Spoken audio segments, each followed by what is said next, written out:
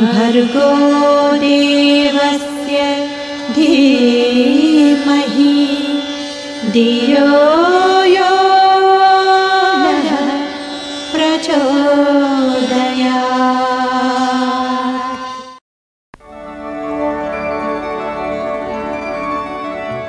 अखिल विश्व गायत्री परिवार को कौन नहीं जानता। आओ बच्चों, आज हम जानें गायत्री परिवार के संस्थापक, स्वतंत्रता सेनानी, महान साधक, युग दृष्टा, युग ऋषि, तपोनिष्ठ पंडित श्री राम शर्मा आचार्य जी और वंदनीय माता भगवती देवी शर्मा जी के जीवन के बारे में।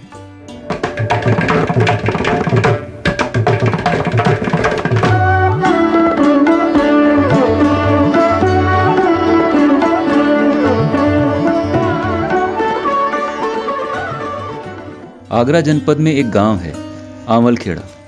आंवलखेड़ा गांव में ही एक बड़ा गायत्री शक्तिपीठ स्थापित हुआ है, जिसे देखने दूर दूर से अनुयायी प्रतिदिन आते हैं। यह गांव इस शताब्दी के प्रारंभ में एक साधारण सा गांव था, किंतु पिछले कुछ वर्षों से यह गांव एक महापुरुष की जन्मस्थली होने के कारण पावन युग तीर्थ के रूप में दर्शनीय हो गया है। अनेक तीर्थयात्री प्रतिदिन यहाँ उस महापुरुष के जन्मस्थल को देखने आते हैं। इसी गांव में बालक श्री राम का जन्म हुआ, जो आगे पंडित श्री राम शर्मा आचार्य कहलाए। पंडित श्री राम शर्मा आचार्य जी का जन्म 20 सितंबर सन 1911 को हुआ। पंडित श्री राम शर्मा आचार्य जी की माता जी का नाम श्रीमती दान कुंवरी और पिताजी का नाम पंडित रूप किशोर शर्मा था। माताजी श्रीमती दान कुंवरी एक सरल, सीधी, निष्ठावान और श्रद्धालु महिला थीं। इनकी माताजी को सेवा के कार्य बहुत भाते थे। इनकी उदारता के कारण आसपास के लोग इनसे सहायता लेने प्राय आते ही रहते थे। वे सबकी यथाशक्ति सहायता करती थी। पिताजी पंडित रूप किशोर शर्मा श्रीमद् भागवत के प्रसिद्ध पंडित थे। श्रीमती दान कुंवरी जी, जिन्हें लोग ताई जी कहते थे, ने बताया, बालक श्री राम के जन्म के पूर्व हमारी हवेली में गाय बहुत आने लगी थी।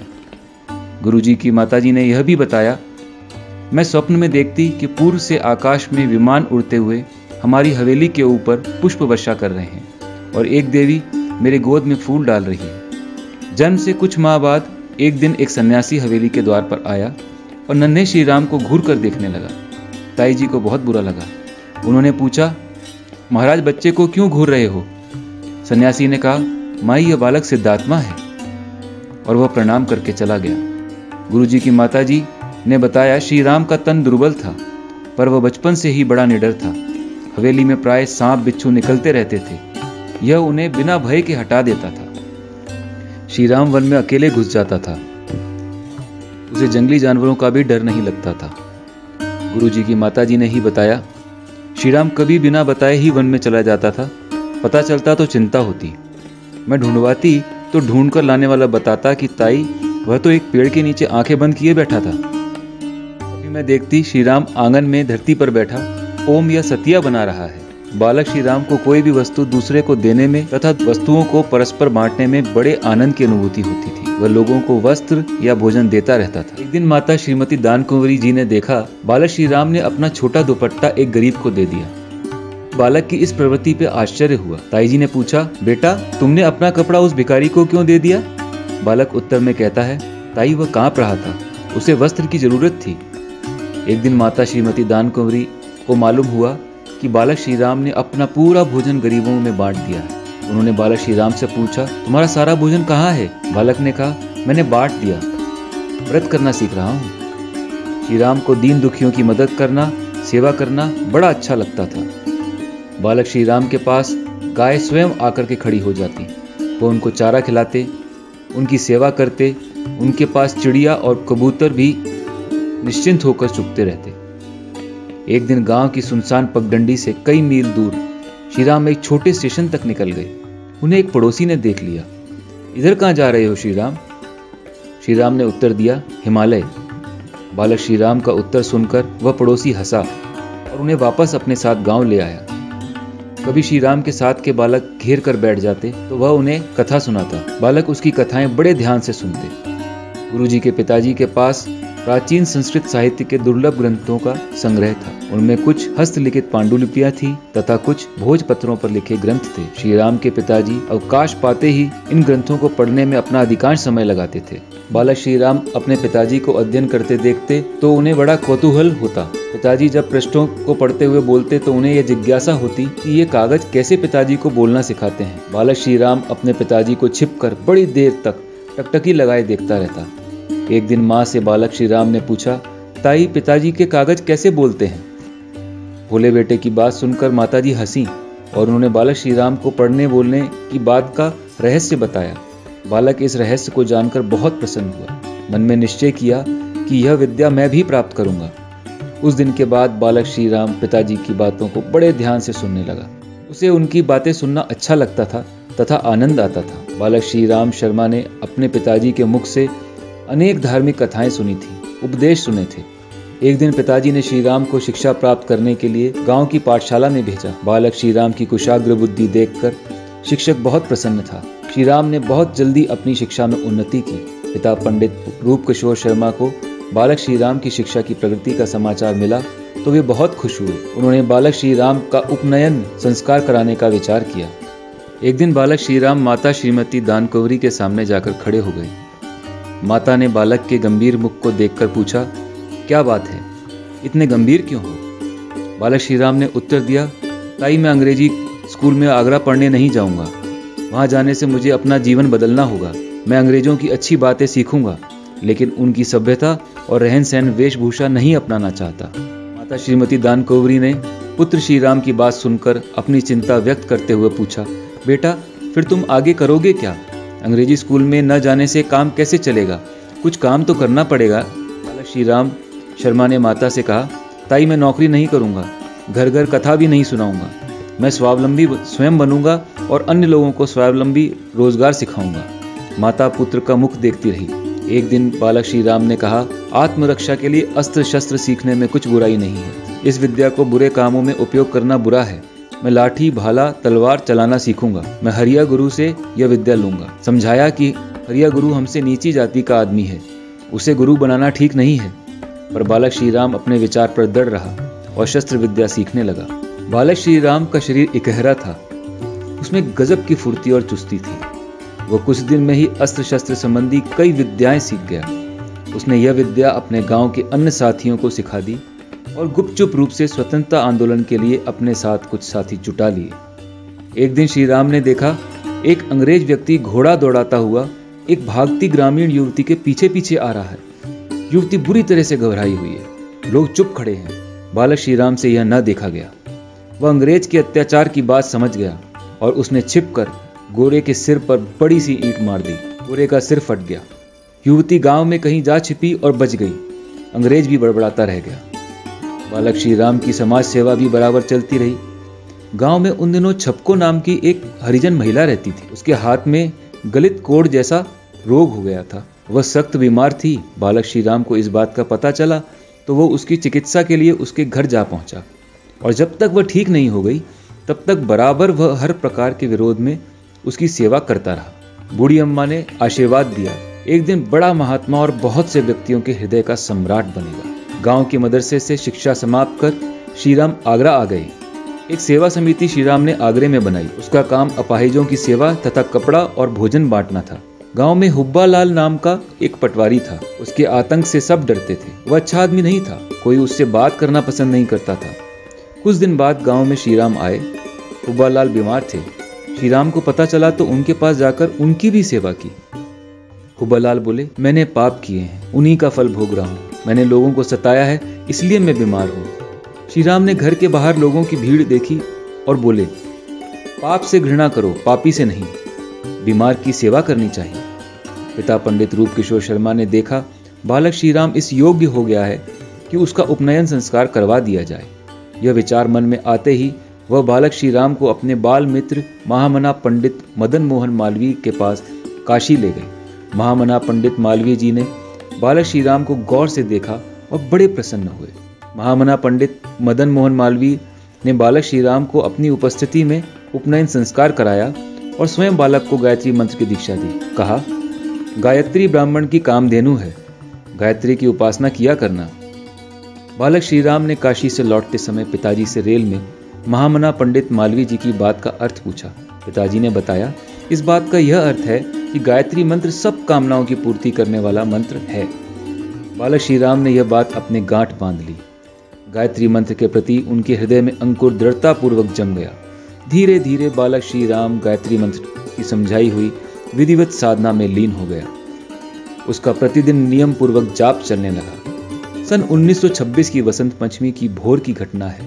बालक श्री राम का साधना कक्ष अचानक अनुपम सुगंध से भर उठा और उसमें पूर्व दिशा में एक प्रकाश पुंज दिखाई दिया। प्रकाश पुंज में से एक ऋषि की आकृति उभरी। उस आकृति ने कहा, डरो मत, मैं तुमसे कई जन्मों से परिचित हूँ। पिछले 3 जन्मों में तुम कौन थे तुम्हें नहीं पता। बहुत पहले तुम कबीर थे, फिर तुम समर्थ रामदास हुए, उसके बाद तुम रामकृष्ण परमहंस के रूप में जन्मे थे। तुम्हें इस जन्म में बहुत काम करने हैं। अपने पिछले 3 जन्मों की जानकारी पाकर बालक श्री राम विस्मय पूर्वक विचारमग्न हो गया। उसे लगा जैसे वह तंद्रा में हो। ऋषि ने कहा, तुम्हें गायत्री मंत्र के 24 महापुरुष चरण करने हैं, विधि समझाए देता हूँ। यह कहकर उन्होंने विधि समझा दी। फिर वे अंतर ध्यान हो गए। उस दिन की दीपक में जागी अखंड ज्योति बाद में निरंतर तप से जल रही है। बालक श्री राम की गायत्री मंत्र साधना धीरे धीरे बढ़ने लगी। इधर देश में स्वतंत्रता आंदोलन ने जोर पकड़ा। बालक श्री राम इस आंदोलन से अछूता नहीं रहा। वह भी स्वतंत्रता के विविध कार्यों में भाग लेने लगा। सन 1928 में जाड़े के दिन थे। एक लंगड़ाती गाय को बांधे 2 कसाई ले जा रहे थे। बालक श्री राम ने गाय की हालत देखी और कसाईयों से बात की। कसाईयों ने गाय की कीमत मांगी। बालक श्री राम ने किसी तरह वह कीमत जुटाई और गाय कसाईयों से छुड़ा ली। युवक श्री राम ने स्वतंत्रता आंदोलन में बढ़ चढ़ कर भाग लिया और सरकार का घोर विरोध किया। आंवलखेड़ा के पास जारखी में सरकार विरोधी जुलूस में उसका नेतृत्व किया और पुलिस की मुठभेड़ में गिर जाने पर भी तिरंगा झंडा दांतों में भींचे अपनी जगह जमे रहे। पुलिस भी वह झंडा दांतों से पूरी तरह नहीं निकाल सकी। कलकत्ता में कांग्रेस का अधिवेशन था। युवक श्री राम शर्मा भी अपने साथियों के साथ इस अधिवेशन में भाग लेने निकल पड़े, किंतु पीछे लगी CID पुलिस ने उन्हें आसनसोल स्टेशन पर गिरफ्तार करवा दिया। स्वतंत्रता आंदोलन में जेल जाना पड़ा। आसनसोल जेल में महामना पंडित मदन मोहन मालवीय, माता स्वरूप रानी नेहरू, श्री रफी अहमद किदवई, श्री देवदास गांधी जैसे देशभक्तों के साथ रहे। जेल में श्री राम शर्मा ने अंग्रेजी लिखना पढ़ना सीखा और वह भी तसले पर कोयले से लिख कर। जेल से बाहर आने पर युवक श्री राम ने अपने गांव में रचनात्मक कामों पर ध्यान दिया। गांव में कताई बुनाई के लिए एक बड़ा केंद्र खोला। नाम रखा बुनता घर। ग्रामीण उद्योगों की शुरुआत की। उस समय के बुनता घर के नाम और स्थान को आंवलखेड़ा गांव के लोग आज भी जानते हैं। आगरा जिले के खुफिया पुलिस के अंग्रेज इंस्पेक्टर ने अपनी रिपोर्ट में लिखा, अभी श्री राम कांग्रेस में है। अगर यह क्रांतिकारियों के साथ मिल गया तो तबाही मचा सकता है। एक दिन श्री राम साधना कक्ष में बहुत देर तक विचार करते रहे। यह शरीर तो कभी न कभी बूढ़ा होगा, मरेगा भी, पर इस जीवन का वास्तविक उद्देश्य क्या है? संसार के भोगों से मन भर सकता है। भोगों में कष्ट है, रोग है। जीवन को अच्छे कार्यों में लगाना ही उचित है। जीवन का हर क्षण कीमती है।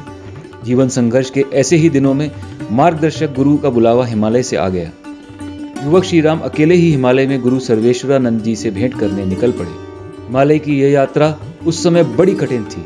संकल्प था, इसलिए गुरु सर्वेश्वरानंद ने भी परोक्ष सहायता देते हुए उन्हें अपने निकट बुला लिया और आगे का सारा कार्यक्रम उन्हें समझाया। उन्हें इस बात से बहुत बल और प्रोत्साहन मिला। हिमालय तक पहुंचने की यह लंबी यात्रा थी। जगह जगह पर उन्होंने आश्रम देखे, साधु सन्यासियों के विविध क्रियाकलाप देखे और उनके जीवन पर गहराई से विचार किया। उन्होंने देखा कि साधु सन्यासियों की बहुत बड़ी संख्या बेकार, निठल्ले, निरक्षर और राष्ट्र संपत्ति नष्ट करने वालों की है। इनके सुधार के लिए मन में संकल्प लिया। हिमालय यात्रा से लौटने के बाद युवा श्री राम का ध्यान गांव के पशुधन और खेतीबाड़ी के कामों की ओर गया। इनके सुधार और उचित संरक्षण के लिए युवा श्री राम ने छोटी छोटी सस्ती पुस्तकें लिखी और उन्हें प्रकाशित कराया। इसी काल में उन्होंने दैनिक समाचार पत्र सैनिक में पत्रकारिता का प्रशिक्षण लिया और राष्ट्रीयता से ओतप्रोत कविताएं लिखी। इन्हीं दिनों युवा श्री राम महात्मा गांधी से मिलने साबरमती आश्रम गए और उनकी कार्य पद्धति देखी। वह शांति निकेतन में कविवर श्री रविंद्रनाथ ठाकुर से भी मिले और कुछ दिन बाद महर्षि अरविंद से मिलने पौंडीचेरी भी पहुंचे। इस समय उन्होंने देश की लंबी यात्राएं की। गांधी जी, महर्षि अरविंद और गुरुदेव रविंद्रनाथ ठाकुर से मिलने के बाद श्री राम ने देश के अनेक भागों की यात्रा की और देश के हालात का निकट से परिचय प्राप्त किया। देखा लोग गरीब, निरक्षर और बहुत कम जानकारी रखने वाले। इस युवक ने उन्हें शिक्षित करने और जानकारी देने के लिए उचित उपायों की खोज की।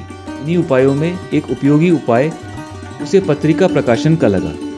जन साधारण में चेतना फैलाने के लिए मुझे प्रयास करना पड़ेगा। लोग कम पढ़े हैं, बड़ी पुस्तकें कैसे पढ़ेंगे?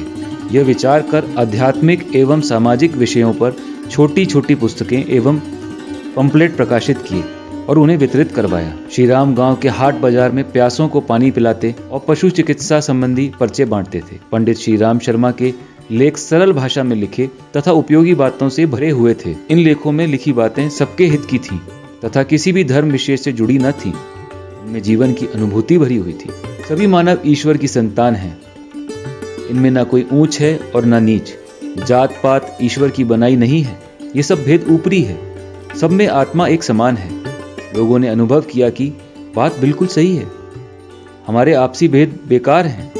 सन 1937 में अखंड ज्योति मासिक पत्रिका का पहला अंक आगरा से प्रकाशित हुआ। उस पहले अंक की प्रति उन्होंने गौरी नाम की कन्या द्वारा अपने साधना कक्ष में ज्योति के सामने रखवा दी, जिस पर उस कन्या ने रोली का स्वास्तिक बनाकर फल, फूल और अक्षत चढ़ा दिए।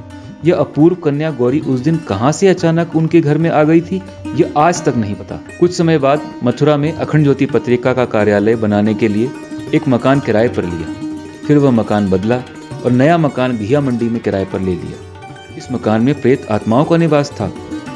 मकान के ऊपरी भाग में रोज धमा चौकड़ी मचती।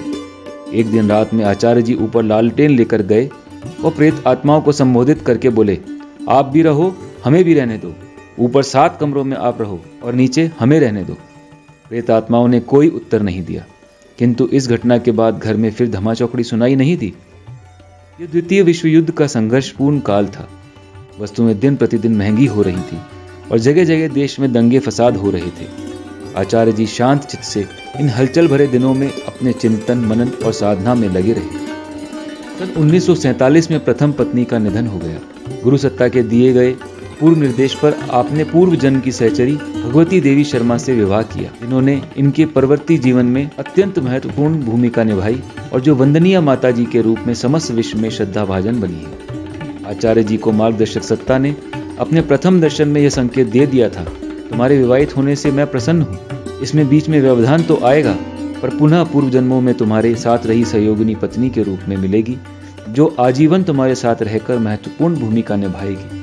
यह पूर्व सहयोगिनी वंदनीय माताजी ही थी। वंदनीय माताजी का जन्म आगरा के एक संपन्न जमींदार घराने में हुआ था। पूर्वजों में दया, दान, उदारता और परोपकारिता की भावना प्रधान होने के कारण वे अपने क्षेत्र में अत्यंत सम्मानित एवं यशस्वी रहे। पिता श्री यशवंत सिंह जी अपने क्षेत्र में बड़े प्रभावशाली जमींदार थे। बालिका भगवती देवी का बचपन अत्यंत लाड़ चाव और स्नेह युक्त संरक्षण में बीता था। भक्ति भाव के संस्कार आप में बचपन से ही थे। इन संस्कारों को पुष्पित पल्लवित होने का अवसर पूर्ण रूप से आचार्य जी की सहभागिनी बनने पर मिला। वंदनीय माता जी को उन दिनों में बहुत कार्य करने पड़ते थे। गौ की सेवा करना, उसे जौ खिलाना, अतिथियों के लिए भोजन बनाना, डाक के पत्रों को पढ़ना, आचार्य जी की साधना के समय उनकी व्यवस्था को देखना इत्यादि अनेक काम उनके जिम्मे थे। वे इन कामों को बड़े अच्छे रूप से संपन्न करती रहीं।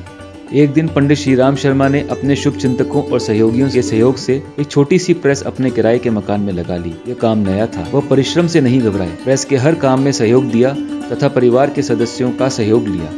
व्यक्तिगत संपर्क साधने और शिक्षा देने के लिए शिविर लगाए और प्रतिदिन पत्र लिखे। जनसाधारण से संबंध बनाया। लोगों में अपने कार्य की ओर रुचि पैदा की। पत्रिका के प्रकाशन और संपादन में उन्होंने जी तोड़ मेहनत की। साथ ही उनकी गायत्री साधना भी अथक रूप से चलती रही। वह अवसर पाते ही लिखने पढ़ने में जुट जाते। एक साथी ने पूछा, आपके संपादन और प्रकाशन कार्य से आपकी साधना का क्या संबंध है? उत्तर दिया, यह भी जीवन विकास की साधना है। इसका प्रभाव कुछ काल बाद सामने आएगा। आचार्य जी ने गायत्री मंत्र साधना के साथ साथ गायत्री के संबंध में गहन अध्ययन और शोध कार्य भी किया। अपने अनुसंधान और चिंतन मनन के आधार पर उन्होंने गायत्री महाविज्ञान शीर्षक से 3 बृहद ग्रंथ लिखे और गायत्री के संबंध में एक नया दर्शन प्रस्तुत किया। अखंड ज्योति संस्थान घिया मंडी का मकान छोटा था। मिशन की गतिविधियां बढ़ रही थी। गायत्री तपोभूमि की स्थापना करनी थी अतः जमीन देखने यमुना किनारे गए। गायत्री तपोभूमि के निर्माण एवं यज्ञ योजन के लिए बहुत धन की आवश्यकता थी। माता जी बोली, मैं अपने जेवर दे देती हूँ। आप जमीन खरीदें, इससे हमारा मिशन आगे तो बढ़ेगा, आप अपने काम को ना रोकें। सन 1953 में मथुरा वृंदावन मार्ग पर गायत्री तपोभूमि की स्थापना एवं गायत्री मंदिर का निर्माण हुआ। 24 दिन का मौन एवं जल उपवास रखा। 1000 साधकों द्वारा 24 लाख गायत्री मंत्रों का हस्तलेखन करवाने का संकल्प लिया। सन 1954 में गायत्री तपोभूमि में जीवन विद्या सत्रों तथा प्रशिक्षण शिविरों का प्रारंभ हुआ। इन सत्रों तथा शिविरों में जीवन के उपयोगी विषयों का तथा उपयोगी कार्यों का प्रशिक्षण दिया गया। सन 1956 में मथुरा में गायत्री नरमेध यज्ञ हुआ। इस यज्ञ के प्रति लोगों में बड़ी उत्सुकता थी। हजारों लोगों और उपासकों ने इस यज्ञ में भाग लिया तथा जब कुछ अनुयायियों ने संस्था के लिए जीवन दान किया तो सभी लोग इस नरमेध यज्ञ का रहस्य जान सके। सन 1957 में अखिल भारतीय गायत्री परिवार सम्मेलन का आयोजन किया गया। इस सम्मेलन में बड़ी संख्या में गायत्री परिवार से जुड़े प्रतिभागियों ने भाग लिया। उन्हें परिवार के विभिन्न आगामी कार्यक्रमों की जानकारी दी गई। नवंबर सन 1958 में गायत्री का सहस्त्रकुंडी विराट महायज्ञ हुआ। इसमें लाखों साधकों और अनुयायियों ने भाग लिया। उस समय मथुरा से वृंदावन जाने का प्रमुख मार्ग कई मील तक यात्रियों के शिविरों से भरा था। हर ओर अपार जनसमूह दिखाई देता था। यज्ञ में भाग लेने 2 व्यक्ति अलग अलग साइकिलों पर सवार होकर हाथों में झंडे पकड़े गायत्री माता की जय बोलते हुए आए थे। इसी तरह एक अनुयायी जोधपुर से घोड़े पर अपनी जोधपुरी वेशभूषा में ओम अंकित केसरिया ध्वज जोधपुर से मथुरा तक हाथ में लिए प्रचार करता यज्ञ स्थल पर आया था। यह गायत्री महायज्ञ अत्यंत विशाल और भव्य था। इसमें लाखों संकल्पवान व्रतशीलों ने भाग लिया। यज्ञ स्थल बड़ा विराट था तथा साधकों के ठहरने की व्यवस्था मथुरा वृंदावन के मार्ग पर कई मीलों विस्तृत क्षेत्र में की गई थी। इस महायज्ञ का कार्यक्रम कई दिनों तक चला। संत महात्माओं और विद्वानों के प्रवचन हुए। व्रतधारियों ने यज्ञ में बड़ी श्रद्धा से भाग लिया। बिना दहेज के अनेक विवाह हुए तथा अनेकों ने अपने अपने अवगुणों को त्यागने की प्रतिज्ञाएं की। महायज्ञ से पूर्व गायत्री केवल ब्राह्मणों तक सीमित थी। आचार्य जी ने सभी जाति और धर्म के लोगों से यज्ञ करवाया। यही नहीं, इस यज्ञ में महिलाओं को भी गायत्री यज्ञ का अधिकारी बनाया और उनसे यज्ञ करवाया। इस विराट यज्ञ में किसी से कोई दान नहीं लिया गया और न किसी से चंदा मांगा गया। इस गायत्री महायज्ञ के समायोजन पर विदा लेते समय सभी परिजनों का मन भाव विहल था। इस अनुपम अनुभूति ने अखिल भारतीय गायत्री परिवार के सूत्र का सूत्रपात किया। नए वातावरण की शुरुआत हुई। सहस्त्रकुंडी यज्ञ के पश्चात श्री राम शर्मा तपोभूमि का कार्यभार और अखंड ज्योति पत्रिका के संपादन का कार्य वंदनीय माता श्रीमती भगवती देवी शर्मा को सौंपकर अज्ञातवास में चले गए। चारों वेदों के संहिता पाठ समग्र रूप में कहीं उपलब्ध न थे। इसी तरह पूरे 108 उपनिषद, 6 दर्शन, 18 पुराण, 20 स्मृतियां, 24 गीताएं, आरण्यक, ब्राह्मण और निरुक्त आदि की स्थिति थी। गुरुदेव ने इस दिशा में कठिन परिश्रम किया और संपूर्ण वाङ्मय जुटाने में तथा उनमें से कुछ का भाष्य लिखने में और संपादन करने में दत्तचित्त हो गए। इस काल में अखंड ज्योति पत्रिका की तथा गायत्री तपोभूमि की जिम्मेदारी वंदनीय माताजी ने संभाल ली। वे 1 वर्ष के लिए तप करने गंगोत्री गोमुख के दुर्गम हिमालय वाले क्षेत्र में चले गए। हिमालय से वापस लौटने पर लेखन कार्य पुनः शुरू हुआ। गुरुदेव की प्रारंभ से ही ये मान्यता रही है कि गायत्री व यज्ञ भारतीय संस्कृति के मानव मात्र को 2 दिव्य अनुदान वरदान हैं। किसी को भी जाति, लिंग, वर्ण और क्षेत्र का भेद किए बिना गायत्री को जपने व यज्ञ कार्य करने का पूर्ण अधिकार है। इसी विचार को उन्होंने दृढ़तापूर्वक अपने संपूर्ण जीवन में मान्यता दी। अज्ञातवास से लौटने पर मालूम हुआ कि आचार्य जी ने इस बीच में वेद, पुराण, उपनिषदों का अनुवाद भी पूर्ण कर लिया है और इन सब का प्रकाशन कार्य प्रारंभ हुआ। इस कार्य से एक नई दिशा का बोध हुआ। इस क्रम में अखिल भारतीय गायत्री परिवारों में शतसूत्री कार्यक्रमों की एक नई शुरुआत हुई। यह एक विस्तृत अभिनव योजना थी। शतसूत्री कार्यक्रमों के साथ ही युग निर्माण विद्यालय और शिविरों का आयोजन भी शुरू किया गया। इनसे विभिन्न विषयों का रचनात्मक शिक्षण प्रशिक्षण शुरू हुआ। विकासशील देश भारत की मूलभूत समस्या दरिद्रता के निवारण हेतु गुरुदेव ने विचार किया कि यह समस्या बिना स्वावलंबन की शिक्षा दिए दूर नहीं होगी। अतएव उन्होंने छोटे छोटे उद्योगों के प्रशिक्षण के लिए व्यवस्था की और गृह उद्योगों का प्रशिक्षण दिलवाया। सन 1967 में युग निर्माण विद्यालय की शुरुआत हुई।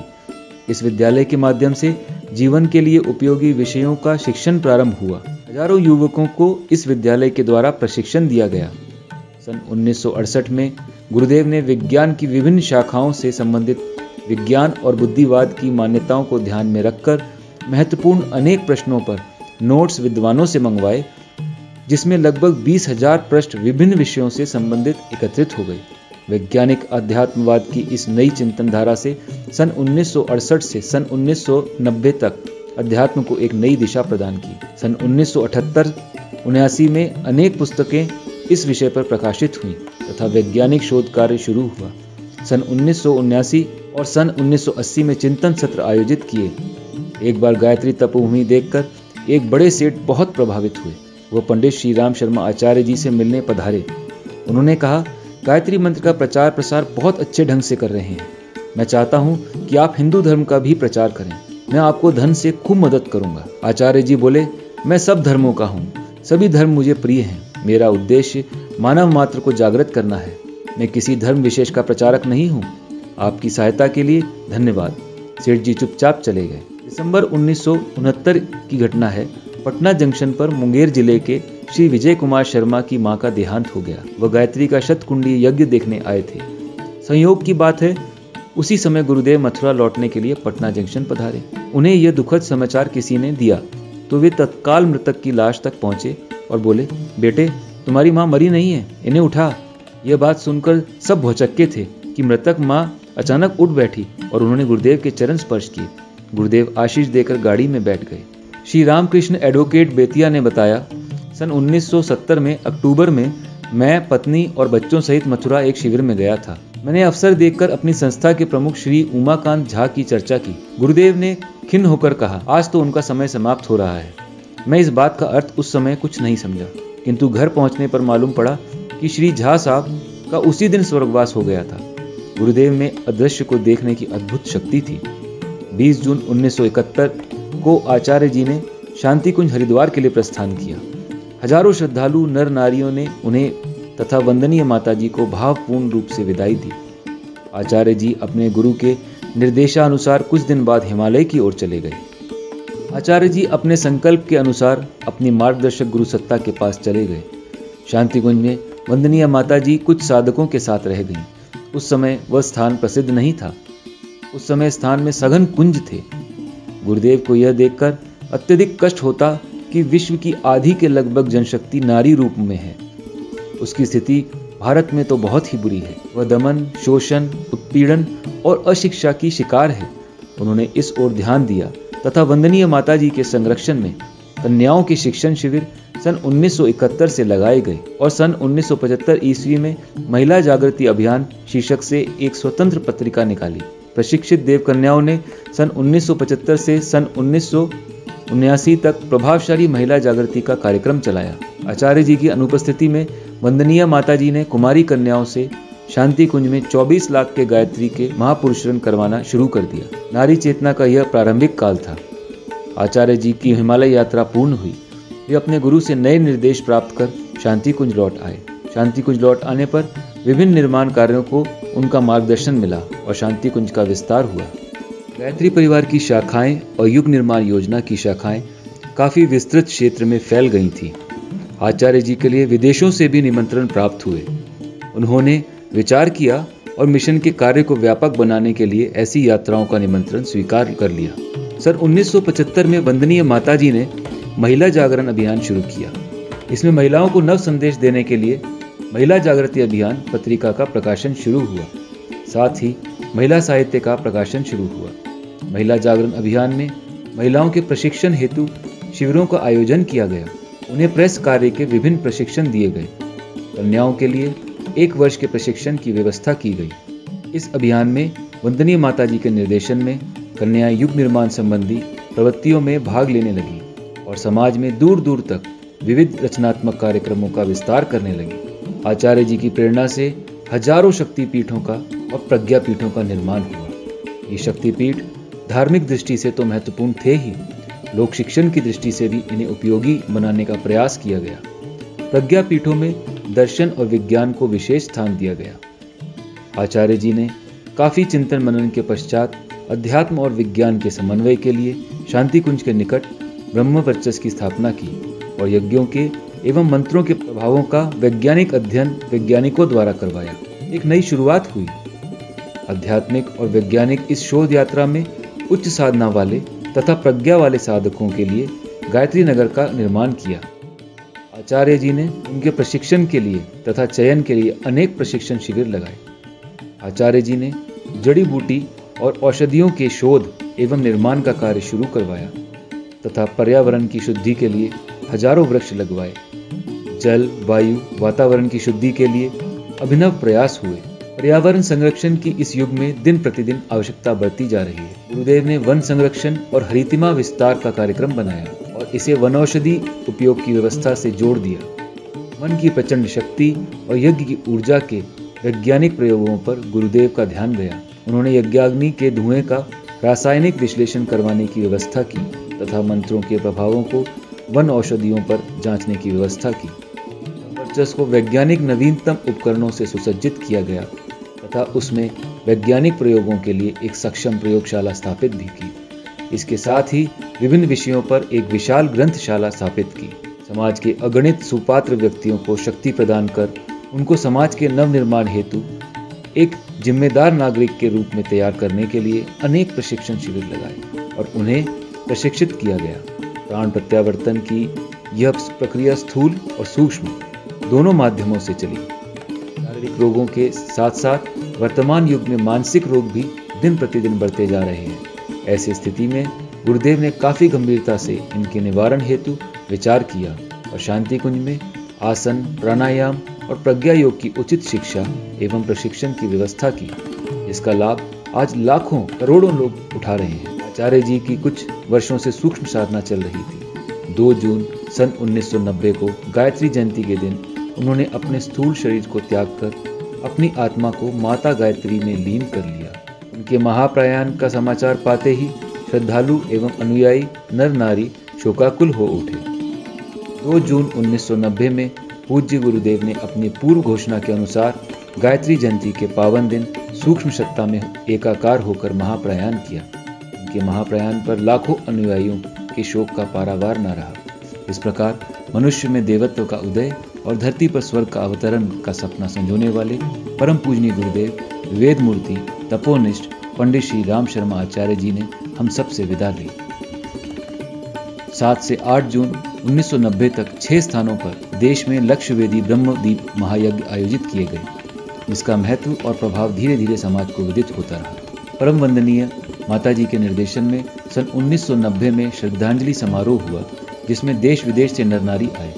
भारत सरकार के डाक तार विभाग द्वारा पूज्य गुरुदेव की पावन स्मृति में 27 जून 1991 को तत्कालीन उपराष्ट्रपति डॉक्टर शंकर दयाल शर्मा ने उनके डाक टिकट का विमोचन किया। देश संस्कृति को घर घर तक पहुंचाने के लिए वंदनीय माताजी के संरक्षण में 8 एवं 10 जून 1992 को ऐतिहासिक शपथ समारोह हुआ। वंदनीय माताजी के संरक्षण में राष्ट्र के स्वयं पराक्रम को जगाने के लिए तथा उसे सुसंगठित करने के निमित्त देश संस्कृति दिग्विजय अभियान हेतु 10 जून 1992 को अश्वमेध यज्ञों की घोषणा हुई। प्रथम विराट अश्वमेध यज्ञ 7 से 10 नवंबर 1992 तक जयपुर राजस्थान में हुआ। इस यज्ञ में लाखों लोगों ने भाग लिया। उसके बाद ये श्रृंखला विश्व भर में चली। भाद्रपद पूर्णिमा 19 सितंबर सन 1994 को वंदनीय माताजी ने अपने आराध्य की सत्ता में अपने को लीन कर लिया। उनके महाप्रयाण से चहुं ओर अंधकार सा छा गया। वंदनीय माताजी के महाप्रयाण के पश्चात 1 वर्ष तक आंवलखेड़ा आगरा में गायत्री मंत्र का अखंड जप किया गया और पूर्णाहुति के निमित्त विशेष साधनाएं की गईं। 1 वर्ष तक इस विशेष आयोजन में भारत के समस्त भागों से प्रतिभागी सम्मिलित हुए। 7 नवंबर 1992 से 30 जुलाई 1995 तक देश में तथा विदेशों में 27 स्थानों पर विराट अश्वमेध यज्ञ हुए। विदेशों में ऐसे यज्ञ पहली बार हुए थे। इन यज्ञों में भारतवासी एवं विदेशों में रहने वाले भारतीयों ने बहुत प्रसन्नता से भाग लिया तथा विदेशियों ने इन यज्ञों के विषय में वैज्ञानिक दृष्टि से विचार किया। प्रथम पूर्णाहुति के लिए आंवलखेड़ा का यज्ञ स्थल अत्यंत भव्यता से तैयार किया गया तथा उसमें अनेक रचनात्मक कार्यक्रम संजोए गए। इस आयोजन को देखने तथा इसमें भाग लेने लाखों श्रद्धालु देश एवं विदेश के विभिन्न भागों से आए। आंवलखेड़ा का आयोजन स्थल अत्यंत दर्शनीय था। युग संधि महापुरुष चरण की महापूर्णाहुति सन 2000 में शांतिकुंज हरिद्वार में अश्वमेधिक यज्ञ के रूप में संपन्न की गई। इस आयोजन में लाखों परिजन देश विदेश से भाग लेने आए। यह कार्यक्रम अद्वितीय रहा। शांति कुंज हरिद्वार में आयोजन स्थल बड़े क्षेत्र में फैला हुआ था। हम बदलेंगे, युग बदलेगा, हम सुधरेंगे, युग सुधरेगा का सूत्र समस्त विश्व को देने वाले युग ऋषि युग्म आज भी हम सब के दिलों पर राज करते हैं।